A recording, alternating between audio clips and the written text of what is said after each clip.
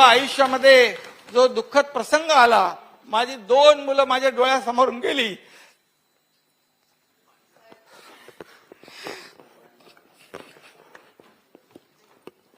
त्यावेळेस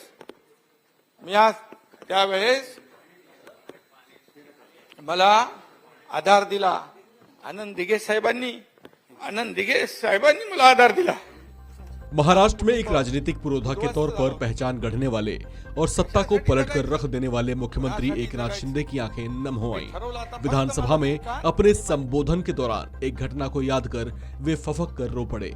उन्होंने उस वाकये का जिक्र किया जब उनकी आंखों के सामने उनके बेटे और बेटी की डूबने से मौत हो गई थी और वे निस्सहाय कुछ नहीं कर पाए थे। इस घटना का उनके जहन पर इतना गहरा असर पड़ा कि उन्होंने एक वक्त खुद को सार्वजनिक जीवन से दूर कर लिया था और राजनीति से भी दूरी बना ली थी। जिस दुर्घटना का जिक्र कर वे रो पड़े वो सतारा जिले में घटी थी, जिसमें उनके 2 बच्चे उनके सामने ही मौत के गाल में समा गए थे। लेकिन खुद को संभालते हुए वे एक बार फिर से शिवसेना के कामकाज को संभालने लगे और संगठन को मजबूत करने का काम शुरू कर दिया।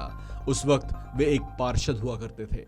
जेव्हा आयुष्यामध्ये जो दुःखद प्रसंग आला, माझी 2 मुलं माझ्या डोळ्यासमोरून गेली,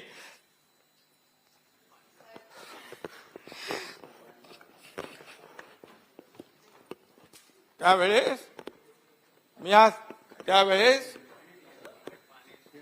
मला आधार दिला आनंद दिघे साहेबांनी मला आधार दिला।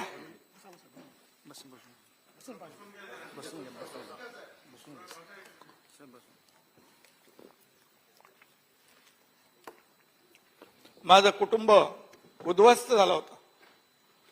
कशासाठी जगायचं, कोणासाठी जगायचं? मी ठरवलं आता फक्त माझं श्रीकांत आणि माझी पत्नी आणि आई वडील यांच्यासाठीच मी जगतो आता, बस। माझं आता काही राहिलं नाही। मी तिथून बाहेर त्या याच्यामधून कोलमडून पडलो, कारण मला माहित होतं की आता माझ्या कुटुंबाला माझी आवश्यकता आहे।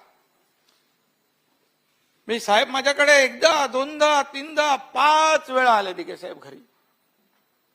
साहेबांना मी सांगितलं आता मला शक्य नाही, मी नाही उभा राहू शकत, मी तुम्हाला तुमच्या संघटनेला न्याय देऊ शकत नाही। मला त्यांनी एक दिवस रात्री टेंबी नाक्यावर बोलवलं, माझ्या खांद्यावर हात टाकला, एकनाथ तू नाही म्हणू नकोस, तुला आता हे दुःख पचवावंच लागेल। सदन को संबोधित करते हुए मुख्यमंत्री एकनाथ शिंदे ने कहा कि आज शिवसेना का सपना पूरा हो गया है। शिंदे ने कहा कि उन्होंने शिवसेना के विचारों के विपरीत वाली पार्टियों से दूर होकर साहस दिखाने का काम किया है। उन्होंने कहा कि उनके खेमे वाली शिवसेना ने आज मजबूती से सरकार का गठन किया है, जिसमें बीजेपी की भी सहभागिता है।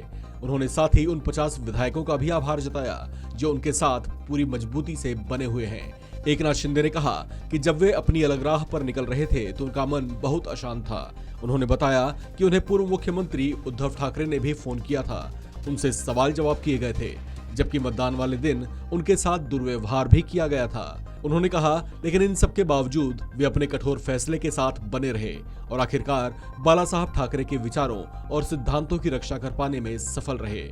शिंदे ने कहा कि वे यकीन नहीं कर पा रहे हैं कि वे आज एक मुख्यमंत्री की हैसियत से बोल रहे हैं। उन्होंने अपनी राजनीति का जिक्र करते हुए कहा कि ये वही थे जिन्होंने 17 डांस बार हटवा दिए थे। उन्होंने खुद पर गैंगस्टर्स का खतरा भी बताया। उन्होंने साथ ही कहा कि ऐसी कोई अड़चन नहीं जो उन्हें रोक पाई हो, क्योंकि उनके साथ इन कार्यों में हमेशा कोई ना कोई मजबूती के साथ बना रहा। इस खबर में फिलहाल इतना ही। बाकी अपडेट्स के लिए बने रहिए वन इंडिया हिंदी के साथ।